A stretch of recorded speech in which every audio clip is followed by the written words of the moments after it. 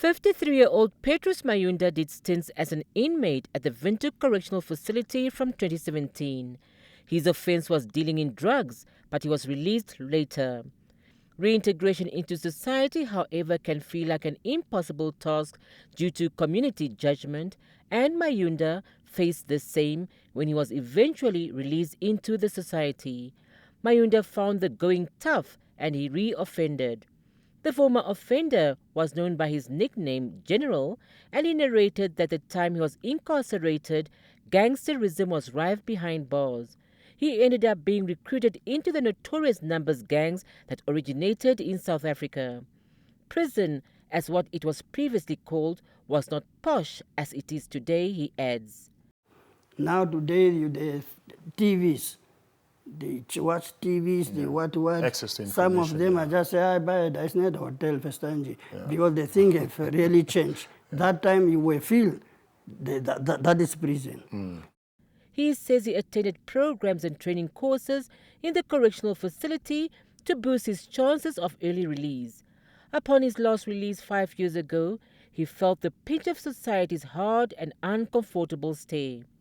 And you feel also like, you see, if you just come there and you see even how that move, it makes you just say, am I not a person now? What is this now? He bemoans the lack of care from parole officers. This thing, you are on parole. You must go and sign every time that you are still there and what. And they also inform you that while you are on parole, you are under the supervision of the correctional facility. But believe me, I don't know where there is other people's might be, but I'm talking on my behalf. I never, and I was never up to date, see any prison member or any officer of the prison came to me of greed or whatever, up to date. You will just only hear when you go back, re-offend, or you are back again. Mayunda, who was first arrested as a 15-year-old, has a message to teenagers who think it is cool to be part of a gang. Please, I should advise all these young boys. We know sometimes they look these things at the movies. You see, there is, what is this, movies of South Africa. Yeah, no, these people's, those are just movies. You will not go and survive with those things there in prison. He took a swipe at correctional services for mixing juvenile offenders with hardened criminals.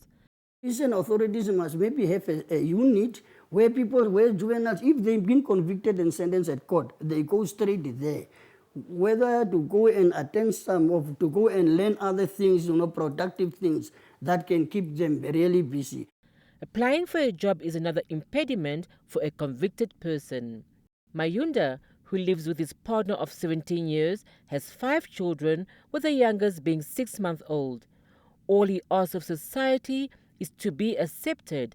This, he says, creates a conducive environment for him to thrive and be fully part of them.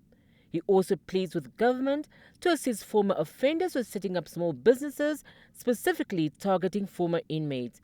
When he is not collecting and selling bottles to feed his family, he does motivational talks to youth, criminals and sex workers with a message that crime does not pay. Lack of transport hinders this mercy operation, where he also gets mocked at, and that he should first uplift himself and get asked why he is not rich.